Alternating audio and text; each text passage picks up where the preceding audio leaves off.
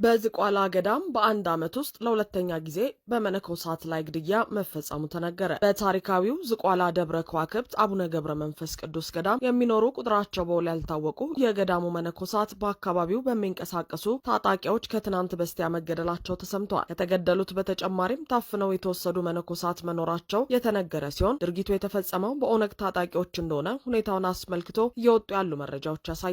የኦነግ ታጣቂዎች በዝቋላ ደብረ ከዋክብት አቡነ ገብረ መንፈስ ቅዱስ ገዳም በሚኖሩ መነኮሳት ላይ ግድያና አፈና ሲፈጽሙ በአንድ ዓመት ውስጥ ለሁለተኛ ጊዜ ነው። በኦሮሚያ ክልል ምስራቅ ሸዋ ዞን ውስጥ በደብረ ዘይት አቅራቢያ በሚገኘው ታሪካዊው ዝቋላ አቡነ ገብረ መንፈስ ቅዱስ ገዳም ውስጥ የሚኖሩ መነኮሳት በሰኔ 15 2017 ዓ.ም በታጣቂ ኃይሎች መገደላቸውን የማህበረ ቅዱሳን ብሮድካስት አገልግሎት በትናንትናው ዕለት ባወጣው ዘገባ አመልክተዋል። በዚህ ጥቃት ከተገደሉት መነኮሳት በተጨማሪ ቁጥራቸው በውል ያልታወቁ ሌሎች መነኮሳትም ታፍነው መወሰዳቸውን የማህበረ ቅዱሳን ሚዲያ አገልግሎት የገዳሙን አባቶች ዋቢ አድርገው ዘግበዋል። ሰኔ 15 2017 ዓ.ም በዝቋላ አቦ ገዳም ላይ የተፈጸመው ጥቃት አንድ ዓመት ውስጥ ለሁለተኛ ጊዜ የተደገመ ሲሆን ባለፈው ዓመት በየካቲት 2016 ዓ.ም ላይም በተመሳሳይ መልኩ 4 መነኮሳት በኦነግ ታጣቂዎች መገደላቸውና ሌሎች የገዳሙ አባቶች ታፍነው መወሰዳቸው የሚታወስ ነው። ይህ ተደጋጋሚ ጥቃት በኦሮሚያ ክልል በኢትዮጵያ ኦርቶዶክስ ተዋሕዶ ቤተክርስቲያን አባቶችና አማኞች ላይ የሚፈጸመው መጠነ ሰፊ ጥቃት